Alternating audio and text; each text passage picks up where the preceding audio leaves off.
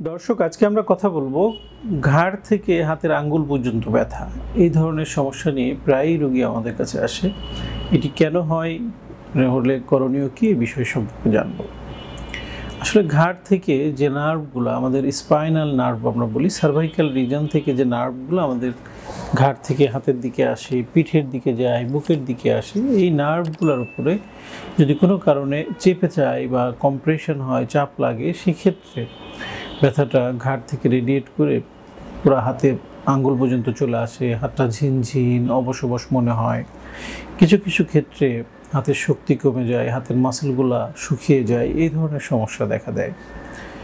এই সমস্যাটা বেশ কয়েকটি কারণে হতে পারে। তার মধ্যে খুব উল্লেখযোগ্য যে কারণগুলি আমরা দেখি, সার্ভাইকাল স্পন্ডাইলোসিস, অর্থাৎ ঘাড়ের যে আমাদের ভার্টিব্রাগুলো রয়েছে, একটু দর্শকদের উদ্দেশ্যে দেখাই। এই প্রত্যেকটা ভার্টিব্রা, ঘাড়ের অংশের এই দুই ভার্টিব্রার মাঝখানে একটা স্পেস থাকে, যেটাকে আমরা ডিস্ক স্পেস বলি। এটা যদি কখনো ন্যারো হয়ে যায়, অথবা এই দুই পাশ দিয়ে হলুদ হলুদ নার্ভ বের হয়েছে, যে নার্ভগুলো আমাদের ঘাড় থেকে হাতে দিয়ে গেছে, সেই নার্ভের যে শুরুটা, যেটাকে আমরা রুট বলি, নার্ভ রুট, সেখানে যদি চেপে যায়, সেক্ষেত্রে হতে পারে। এই ডিস্ক যেটা দুই ভার্টিব্রার মাঝখানে রয়েছে, সেটা যে সরে যে নার্ভের উপর চেপে দেয়, সেক্ষেত্রে এরকম হতে পারে।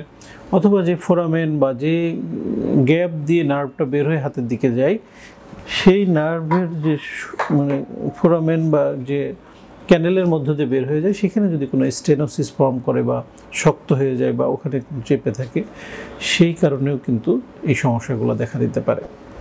উপসর্গ কিন্তু প্রায় একই ধরনের, কিন্তু কী কারণে হচ্ছে সেটার উপরে নির্ভর করে চিকিৎসা এবং চিকিৎসায় ভিন্নতা আসে।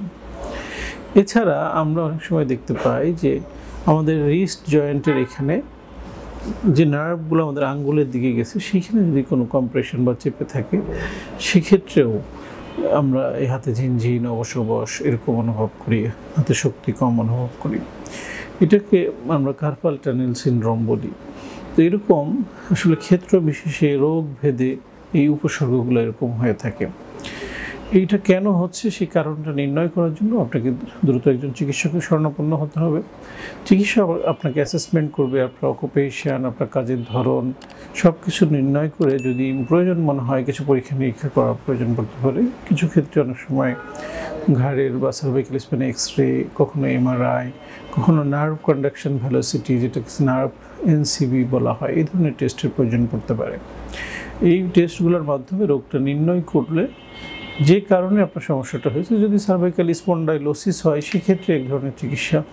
সেই স্পন্ডাইলোসিসের কারণে যে ডিস্ক স্পেস ন্যারো হয়ে গেছে, সেটাকে আমরা বাড়িয়ে দিতে পারি। যদি ডিস্ক প্রোল্যাপস হয়, ডিস্কটাকে আবার ভিতরে নিয়ে এসে সেটাকে সমাধান করা যেতে পারে। আবার যদি মনে করেন স্পাইনাল ক্যানেল স্টেনোসিস হয়, সেটাকে প্রাথমিক পর্যায়ে থাকলে কনজারভেটিভ ট্রিটমেন্টের মাধ্যমে ভালো করা যেতে পারে। কিছু কিছু ক্ষেত্রে অনেক সময় সার্জারির প্রয়োজন পড়তে পারে। এই জন্য চিকিৎসাটা নির্ভর করে আপনি আসলে কী কারণে এই সমস্যায় ভুগছেন তার উপর। তাই দেরি না করে এই ধরনের সমস্যায় ভুগলে আপনি নিকটস্থ একজন বিশেষজ্ঞ চিকিৎসকের পরামর্শ নেবেন এবং এই সমস্যা থেকে মুক্তির উপায় বেছে নেবেন।